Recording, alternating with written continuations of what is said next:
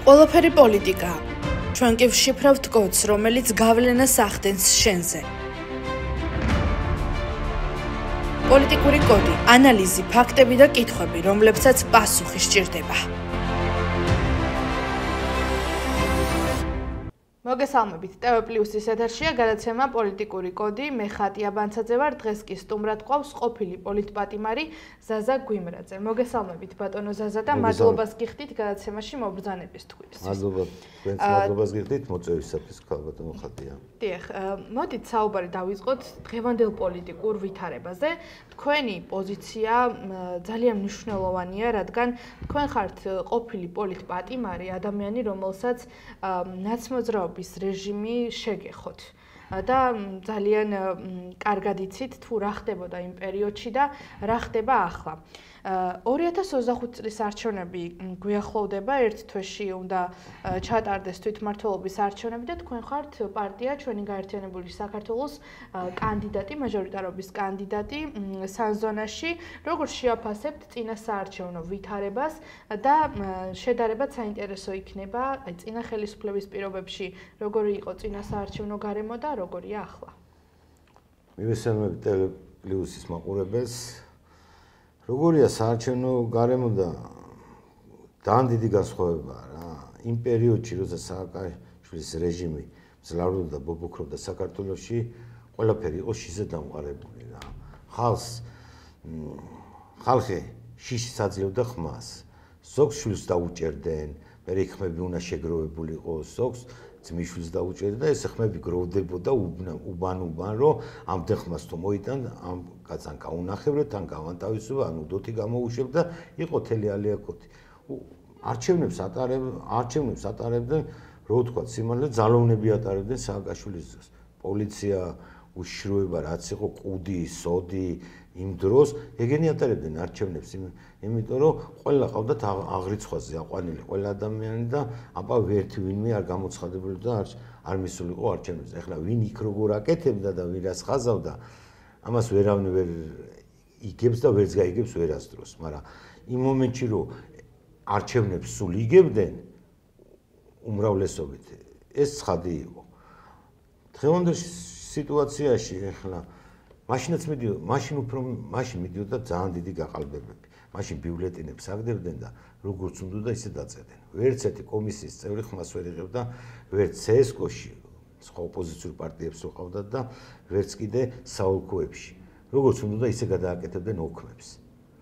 გახსოვთ 2008 წელში ცხონებულ გაჩეჩილაძეს ლეონ გაჩეჩილაძეს როგორ გაუყალბეს არჩევნები, მოგებული არჩევნები კაც წააგებინეს. აი ესეც სიტუაცია. დღევანდელ სიტუაციაში უფრო კარგად ტარდება რა. არ არის იმხელა აურზაურები ამ საარჩევნო ყუთებთან არსად. ჩვეულებრივად მიდიხარ ეს კაი რაღაცა შემოვიდა ეს ელექტრონული ბიულეტენი. გააფერავდე რომელი კანდიდატიც გინდა, უცებ გადის ყველაფერს, რაღაც კონვერტი ჭირდება, რაღაც ის ჩაგდებები ჭირდება, რაღაც რაღაცები, ქვეყანა რაღაცები, მარკირებას გაივლი. თუ მეორედ ვერ შევდა. მეორეჯერ იმითი ერთი და იგივე კაცი ვერ აძლევს ხმას. მე ამაში თუმცა იყო საუბარი, რომ გაჟანვა ხშირ შემთხვევაში ბიულეტენმა, ემხრობით თუ არა, რომ ეს ასე იყო, თუ ეს არის უბრალოდ პროვოკაცია. არა, ეგ იყო პროვოკაციური განცხადება. ჯერ მამას ითხოვდნენ, თუ გახსოვთ, პირველად, რომ შემოვიდეს ამ ელექტრონული მანქანების დათვლა, იმიტომ რომ ეს მანქანები ყველგან გამართლებულია, ყველა წამყვან ევროპულ ქვეყნებში. ოპოზიციაც აქებდა, პრეზიდენტიც აქებდა, ყოფილი პრეზიდენტი მაშინდელი სალომე ზურაბიშვილი, მაგრამ როგორც კი დასჭირდათ. დამკვეთებმა უთხრეს, როგორ გაიმარჯვეს, თქვენ რას შვებით, თუ აყვირდნენ, რომ აუ მან გააყალბეს, ორჯერ ატარებს, 8ჯერ ატარებს, დაიწყეს თელი აურზაური საფეხური, მაგრამ არ არის ეს სწორი. ის ატარებს ერთხელ ერთი და იგივე კაცის იდენტიფიკაციას აწევს. всё, მორჩა და გათავდა.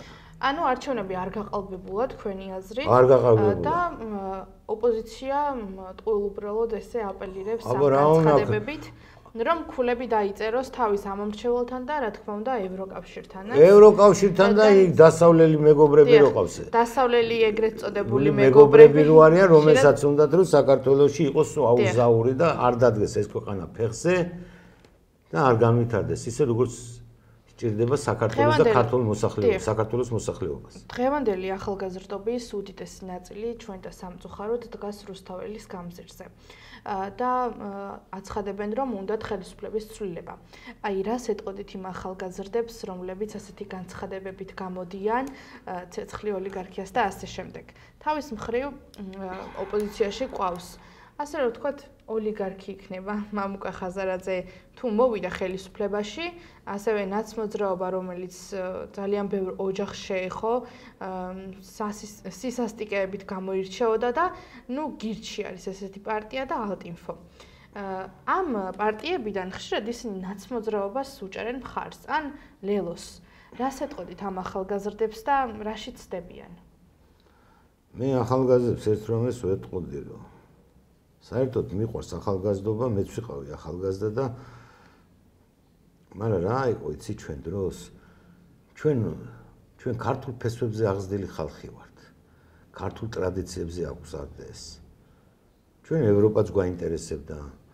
ჩვენ ყველაფერი გვაინტერესებდა მაშინ ახალგაზრდობას. ჩვენ ჯერ ესეთი სკოლაში იყო საუკეთესო სწავლის მეთოდი. ყველანაირ ისტორიას გვასწავლდნენ. დაწყებული საბჭოთა კავშირის დროს დავიბადე, საბჭოთა კავშირის ისტორია, საქართველოს ისტორია, სოფლიო ისტორიას გვასწავლდნენ და ყველა ქვეყნების ის იყო ისტორიული რაღაცები. და ვიზრდებოდით რა, ქართულ ფესვებზე აღვიზარდეთ ყველა და იმიტომ გვიყვარდა ეს სამშობლო და იმიტომ გვიყვარს დღესაც. მე ამ ახალგაზრდებს ურჩევ, რომ იქიდან შემოსული და ის ახალი ნარატივები რაც წამოვიდა, ვერ აჯობებს იმ ქართულ ფესვებს და იმ ქართულ აღზრდას, რომელშიც იხსნებოდა ჩემი თაობა, ჩემი მშობლების თაობა და იმათი თაობები. იმიტომ რომ ეს იყო ყველაფერი ქართული. დღეს გახვირიან ევროპა. რა გახდა ეს ევროპა? უყურებთ ევროპაშიდაც როგორ მიდის ხალხის დაბებები, წამებები. ეხლა გერმანიაში 16 კანდიდატი მოკვდა, არჩევნები, დეპუტატობის კანდიდატი მოკვდა, ალტერნატივა ვითარებაში. ზოგი სუიციდით მოკვდაო, ზოგი იმითი მოკვდა, ამითი მოკვდა, ავადმყოფობა, რა ყველა ერთ თვეში როგორ შეიძლება და 16 კაცი ერთდროულად მოკვდა. გერმანიაც ხშირად გვაკრიტიკებს სხვათა შორის, გამოდიან ბრტყელი ფრაზებით, თუ როგორი ცუდია მართლობა ჩვენს ქვეყანაში და თავიანთ ქვეყანაში მაგათი ვიცი როდის იყო მართლობა, კარგი მაპატიეთ, ქალბატონ ხატია, როცა სააკაშვილი და მისი თავრობა რასაც იქიდან მოიწერდნენ დირექტივებს, ყველაფერს უასრულებდა პირნათლად. დიახ. აი ეს იყო მაგათვის მისაღები ხელისუფლება. დღეს ხელისუფლება არ ასრულებს იმ დირექტივებს. ამას დრო დასჭირდა ამ ხელისუფლებასაც, რომ ეს დირექტივები არ შეისრულებიათ. თორე შეასრულა ბევრი დირექტივა. კარგად გახსოვთ, იქ მივიღეთ რაღაც კოდექსები, ეს გასაუქმებელია, მე მივმართავ ხელისუფლებას, ეს ანტიდისკრიმინაციის კანონი უნდა გაუქმდეს. დიახ. აუცილებლად უნდა გაუქმდეს. რაღაც კანონები ხო გაუქმდეს, მაგრამ ეს დაავიწყდა, თან გამორჩა, თან არ გამორჩა, მაგრამ მე მგონია რომ გამორჩა. აუცილებლად დაუბრუნდა და გაუქმნა ანტიდისკრიმინაციის კანონი. ეხლა როგორც კი დაიწყება სასესიო სხდომები, უნდა გაუქმდეს ანტიდისკრიმინაციის კანონი. ეს შეურაცხყოფა საქართველოს მოსახლეობის და ქართული ხალხისთვის. ჩვენ არავის არ ავდევნით ჩვენი ქვეყნიდან. არავისთვის ზიანი არ მიგვიყენებია. ამდენი საუკუნეა ჩვენ ცხოვრობთ ებრაელებთან ერთად, ეზიდებთან ერთად, ქურთებთან, სომხებთან, აზერბაიჯანელებთან ერთად, რუსებთან, უკვე ვის მივაყენეთ ჩვენ შეურაცხყოფა. ან ვის უთხრეთ, რომ ეს შენი სამშობლო არ არის. იმიტომ ვინც აქ ცხოვრობს, ეს თავის სამშობლოა. ესეთი კაცი იყო მეფე ერეკლეს აზერბაიჯანელი, კაცი იყო ხუდია ბორჩალოელი, რომელიც რო შემოდიოდა მტერი მეფე ერეკლეს გვერდში ედგა. იმიტომ რომ ის თავის სამშობლოდ თვლიდა საქართველოს. კი იყო ის მუსულმანი, რომელიც თავს გვესხოდა, მაგრამ იმას კი არ არჩევდა, რომ რაღაც ერთ სარწმუნოებით თავაროთო, ამიტომ იმ მხარე უნდა დავიჭირო. ესე არ არის რა, ჩემო ახალგაზრდებო, ძალიან აკითხოთ რა. თქვენ იმდენი რამე არასწორი ინფორმაცია მოგაწოდეს, როგორც სკოლაში, როგორც უმაღლეს სასწავლებლებში, რომ ესე არ არის რა. თქვენ არ იცით საქართველოს ისტორია. არ იცით საქართველოს მეფეები. რა ვითარებაში მეფობდნენ, როგორი მდგომარეობა იყო პოლიტიკური, სოციალური, როგორ გამოდიოდით ყველანაირი ჩიხიდან, როგორ გადავჭი და როგორ მოვედით დღეს აქამდე ჩვენ ქართველები და საქართველოს რო ქვია დღეს ამ კუთხეს. ეს არის ჩვენი მიწა, ჩვენი ადაწესი, ჩვენი სარწმუნოება. რაზე იდგა ქართველი კაცი? ოჯახზე, სარწმუნოებაზე და სამშობლოზე. ოჯახის სიწმინდის დღე პატრიარქმა დაარსა. ისე გამიხარდა დედასვიცავა, რომ 17 მაისი, რომ რა ვიცი რა. აი ღმერთმა LGBT აღლუმს აღნიშნავდა. ხო, LGBT აღლუმი რა არის? LGBT აღლუმი რაღაცა უყუმართობა, სატანის მოტანილი და შემოტანილი საქართველოში რა, რომელსაც ქართველი ხალხი არ დაუშვებს არასდროს. ევროკავშირიდან იყო განცხადებები, რომ აუცილებელია, ვიზა ლიბერალიზაციის შეჩერებით ხშირად მანიპულირებენ, როგორც კანდიდატის სტატუსით მანიპულირებდნენ ხოლმე. ეხლა ვიზა ლიბერალიზაციაზე აპელირებენ და აცხადებენ, რომ LGBT პირთა უფლებები აუცილებლად დაცული უნდა იყოს და გამჭვირვალობის შესახებ კანონიც უნდა გაიწვიოს ხელისუფლებამ. რას ფიქრობთ ამაზე? მე ამაზე რას ვფიქრობ, გავიხადია. არაფერი გამჭვირვალობის კანონის გაწევა არ უნდა. მე ვთქვი, რომ ანტიდისკრიმინაციის კანონიც უნდა გაუქმდეთ.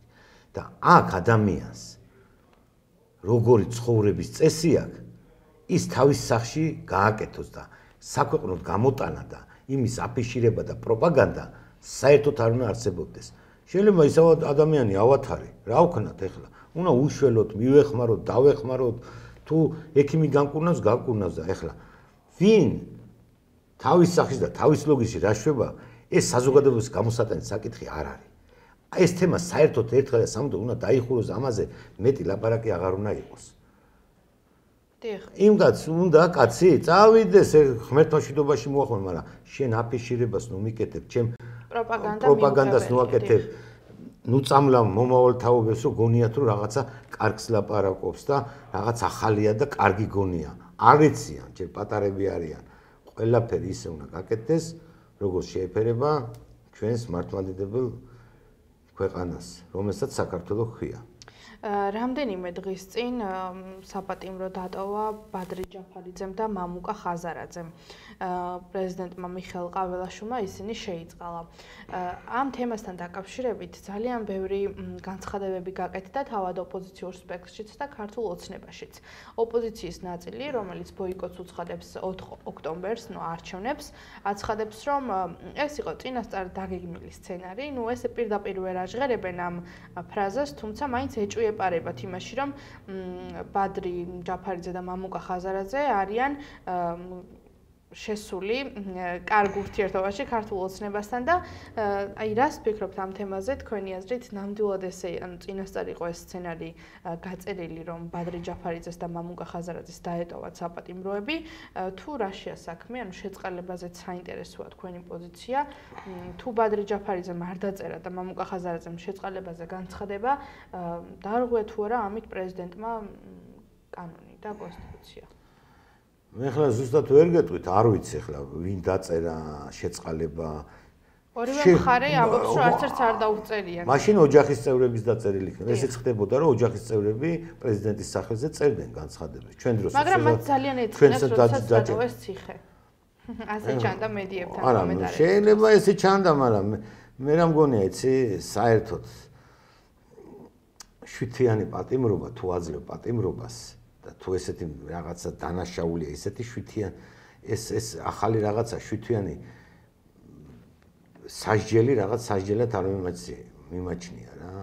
ყაველაშვილმა განაცხადა, რომ იმიტომ გამოუშვა, რომ თანასწორ გარემოში ჩატარდეს არჩევნებიო, მათ არ დაუწერიათო შეწყალებაზე. არ ვიცი ახლა ყაველაშვილის კომენტარი მაგის საკითხზე არ მომისმენია, მაგრამ მე საერთოდ ესე ვფიქრობ, რომ ყველა უნდა გამოუშვას. თუ გამოუშვა თანასწორ პირობებში, თუ უნდა რომ ჩატარდეს არჩევნები, მაშინ ის დანარჩენებიც უნდა გამოუშვან ყაველაშვილმა, რომ აი კი, გვარამია მეილია, მთელი ოპოზიცია თითქმის ხოშტარიას გარდა და ხაბეიშვილი მანჯგალაძის გარდა ციხეში ზის და რამდენი 3-4 კაცი ზის და გამოვლენ ის 3-4 კაცის და იყოს რა იყვნენ ქართულ ხალხმა უკვე გააკეთა არჩევანი. ისინი მაინც არ იღებენ არჩევნებში არც იღებენ მონაწილეობას და არაფერს და ეხლა რა უნდა დააშავონ ისეთი და ნაცმოძრაობას უკვე ჩამოერთვა თავის პარტიული ნომერი, რომელიც წლების მანძილზე ასოცირდებოდა სისხლიან რეჟიმთან, ეს არის 5 ნომერი და გადაეცა პარტიას ჩვენ გაერთიანებულ საქართველოს, წილისყრის შედეგად CSKM მიენიჭა ეს ნომერი. ხო, ამოიღეს ეხლა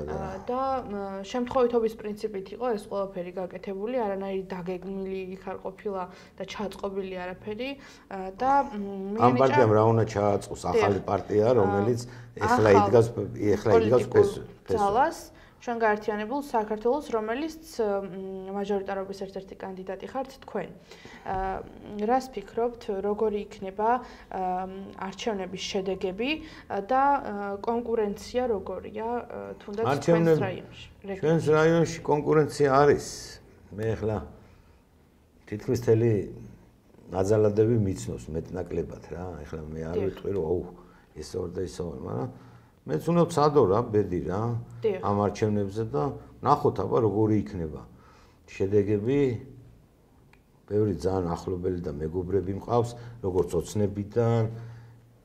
დიახ.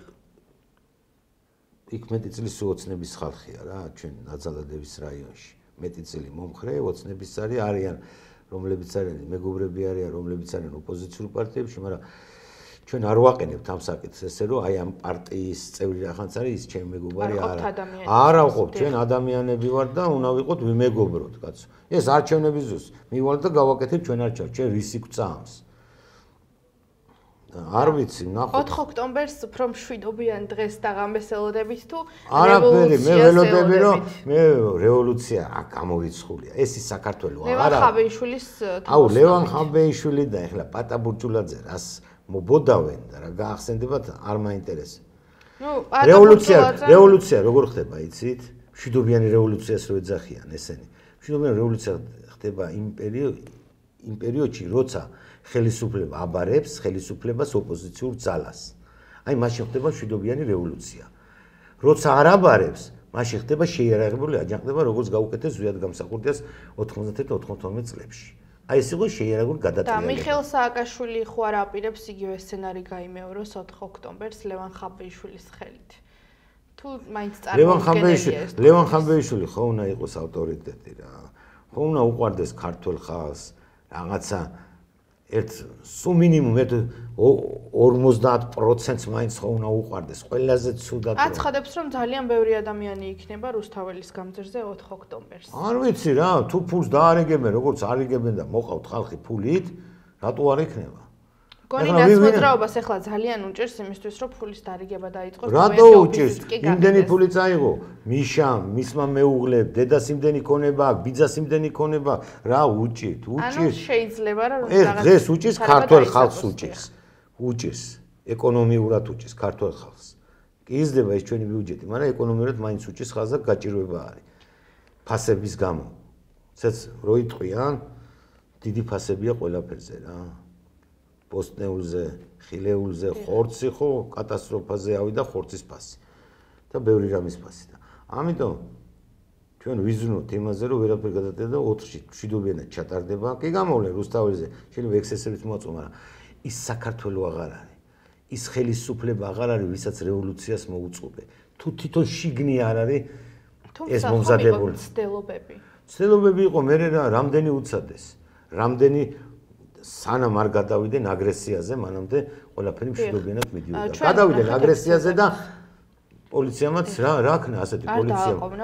არა, დააყოვნა რა, სახელმწიფო რა, იქ ხალხის ქონება იწოდა, იძარცებოდა, სახელმწიფო ქონებები, ურნები აატრიალეს, მაღაზიები დატეხეს, კაფე-ბარები დატეხეს, სახელმწიფო შენობას უშენდნენ ყველაფერს ქვას ამ იმებს, ფეერვერკები, ეს მაშხალები, შუშხუნები, რავი რა არისო და მე ისე დამაპატემეს ქალბატონო ხატია სახელმწიფო ხელისუფლება სახელმწიფოს ერთ იმაზე არ მქონდა დადებული თითი შენობაზე თითის დადება არ მქონდა და ამეები წვავდნენ ყველაფერს და იმაშებოდნენ იყო ამზია ამაღლობელია ციხეში იმის გამო რომ ირაკლი დგებუაძეს გარწნა სილა და ნუ ეს დაზიანდა ეს პიროვნება ირაკლი დგებუაძე და სასამართლოებიც მიმდინარეობდა არის ციხეში და ახლა მთელი დასავლეთი და ევროპა იცავს მზია ამაღლობელს ის წარადგინეს ძალიან კარგი ჟურნალისტის რაღაც ლაურეატის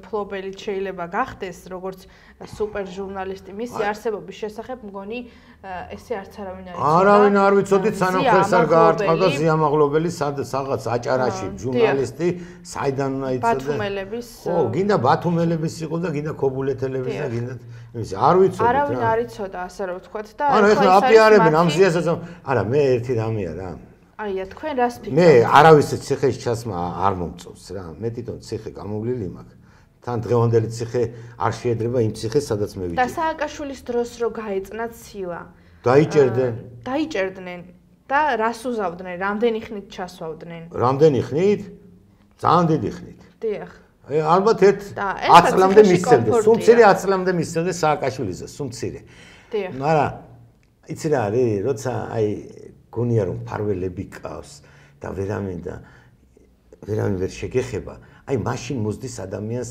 ამის ჩადენა ეხლა თუ იმ კაცმა ქალბატონს შეურაცხყოფა არ მიაყენა ხელი არ დაარტყა არ შეაგინა ან არ გაულანძღა ოჯახი ან თავმოყარებას არ დაასხა ლაფი ქალმა მაინც არ უნდა იხმაროს ხელი კაცის მიმართ თუ კაცმა არ იხმარა ამიტომ ვიძახი რომ მე ძალიან მეწოდება როგორც კაცს არ ეპატიება ქალზე ხელის დარტყმა ისე ქალს არ უნდა ეპატიება დიახ გააჩნია რა შემთხვევა მოხდა როგორი შემთხვევა შეიძლება ადამიანი გამოიყვანოს წონასწორობიდან შეურაცხყოფა მიაყენო და პირველმაც და ოპოზიციურმა არხებმაც ვერ გამოაშკარავეს ეგ ვიდეო, სადაც ირაკლი დგებუაძე მას შეურაცხყოფას აყენებს. არა მგონია რომ პოლიციას ეხლა შევიდა შენობაში, ქალბატონი ბრძანდება და შეურაცხყოფა მიეყენებინა. დიახ. იმ პოლიციას ირაკლი დგებუაძეს თანამხელა თანამდებობის პირია. დიახ. ეხლა კიდე უფრო დააწინაურეს ირაკლი დგებუაძე. ხო, დააწინაურეს. პოლიტპატიმრების სტატუსით არიან ახალგაზრდები ციხეში, 17-16-18 წლის მოზარდები და უდიდესი მე ძალიან მეწოდებიან ის ბიჭები. იმიტომ რომ შეცდომაში არიან შეყვანილი. შეცდომაში შეყვანილნი აი ამ ოპოზიციური პარტიების მიერ და ასევე ჩვენ პოლიტპატიმრები რო გავხდით ჩემო მეგობრებო. ჩვენ არც მოლოტოვის კოქტეილი გვისვრია. არც შუშხუნები გამოგვიყენებია და არაფერი არ არც ქვები და არც აგურები და არც კინა და არც ხე და არც ნაგვისურნები და არაფერი. ჩვენ მოვიდნენ დაგვიჭირეს და გვითხრეს. აღიარეთ რომ საპატრიარქო და მეუფე იობი იარაღს გაძლევდათო. მაგი არ ვაღიარეთ და გაგვიშვეს ყველანი ციხეში. და რა მოტივით? მოიგონეს რაღაცა მომწიფდა ამა ტვინებში და მოიგონეს რომ უნდა შემოგვეყვანა 2000 რუსი სპეცნაზელი ქართულად მოლაპარაკე და დახმარებოდით 26 მაისის მიტინგს. საერთოდ არ ვიყავით ქალაქში 26 მაისს. და 2000 რუსი სპეცნაზელი ქართულად მოლაპარაკე სად უნდა მოეგვეძებინა ჩვენ. ჩვეულები მრევლი ვიყავით ჩვენი დედა ეკლესიის და ვიყვებოდით ყინწვისის მონასტერში. თან ორდღიანი ტრაპეზი გქონდა რა. თქვენ ამ თემაზე თეატრულუკიანის კომისიაზეც იყავით მიწვეული პარლამენტში და ეგ ისაუბრეთ თქვენ დეტალურად ვისაუბრე ყველაფერზე. ამბავზე და იმ ნაცმოძრაობის რეჟიმის სადისტურ ქმედებებზე, რასაც ისინი ახორციელებდნენ მათი მმართველობის პერიოდში. მოიყვით ქალბატონთია, მე ეგ ცუცის მაშიც ვერ ვნახავდი რაც ხდებოდა იმ პერიოდში ციხეებში. აქციაზე რა ხდებოდა? მე მაგალითად ვარ იმ თაობის წარმომადგენელი, რომელსაც ესე არ ახსოვს რა ხდებოდა აქციებზე, რა ზომებს მიმართავდა სააკაშვილის რეჟიმი და ეხლა რო შეადაროთ აქციები, როგორი განსხვავება? აი როგორი განსხვავება იცი? ცადა დედამიწა. იქ ერთი ფოთოლი არ ვარდებოდა. იმ დროს სააკაშვილის აქციები ტარდებოდა. ერთხელ დაიდგა საკნები რუსთაველზე და იქ თავისუფლების მოედანზე. დანარჩენი არაფერი არ იმტრეოდა. პირიქით თვითონ იწყებდნენ დარბევას. როცა მშვიდობიანად იდექი და არაფერს არ აფუჭებდი. სიტყვა როგორც არ მოეწონებოდა, ეგრევე იწყებოდა დარბევა. რომელიმე პოლიტიკოსი გამოვიდოდა და რაღაც ისეთ სიტყვა, რომელიც მაგათთვის მიუღებელი იყო, ეგრევე იწყებდნენ ხალხის დარბევას. დაჭერებს, სახში გადგებოდნენ და მიყავდით და ყველაფერი. ამიტომ ნუ იტყვიან რა და დღეს რო აქციები ტარდება, ეს არ არის მშვიდობიანი აქციები. ეს არის არეულობა ქვეყანაში. და სახელმწიფო იმის სახელმწიფოა და ხელისუფლება იმის ხელისუფლებაა, რომ არეულობა არ უნდა დაუშვას ჩვენ ქვეყანაში, იმიტომ ჩვენ ერთხელ ვნახეთ გადატრიალება რა მოგვიტანა სახელმწიფო გადატრიალება როგორც მოხდა იარაღით ხელში, მეორე ვითომ ვარდების რევოლუციით, მაგრამ ეგიც გადატრიალება იყო, მესამე გადატრიალებას ქვეყანა ვერ აიტანს. ამიტომ გვაქვს ჩვენ დაკარგული ორი რეგიონი საქართველოს, ცხინვალის რეგიონი და აფხაზეთის რეგიონი. აი ამ გადატრიალებამ მოიტანა ყველაფერი.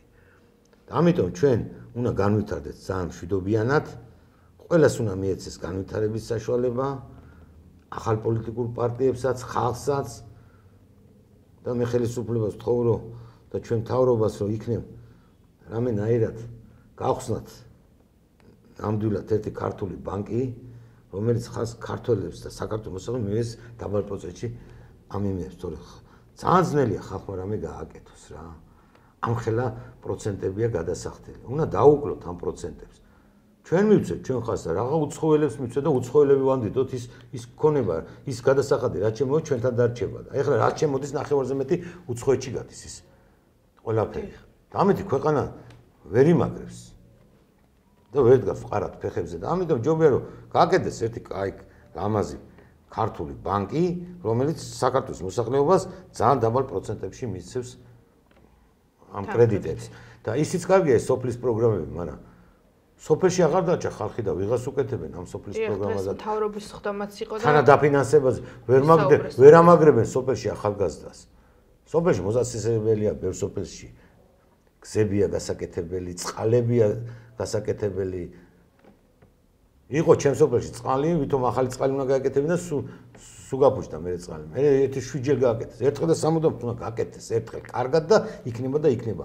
ამ ინფრასტრუქტურაში იმდენი ფული იდება, ეს რო ეკონომიკაში ჩაიდოს, ჯანდაცვაში ჩაიდოს, განათლებაში ჩაიდოს, უფრო მაგარი ქვეყანა ვიქნებით რა, რაც ავარ დღეს. დიახ და გადაცემის დასასრულს მაინც დაუბრუნდეთ არჩევნების თემას და მიმართეთ მოქალაქეებს. რა არის თქვენი ყველაზე ისეთი დაპირება, რომელსაც თუ გაიმარჯვებთ, აუცილებლად შეასრულებთ და რა არის თქვენს რაიონში ყველაზე დიდი პრობლემა? საერთოდ ეს მარტო ჩვენ რაიონში კი არ არის, თეს საქართველოშია უმუშევრობის პრობლემა, დასაქმება. რაც ხას პირველ რიგში ჭირდება რა. ჯანდაცვა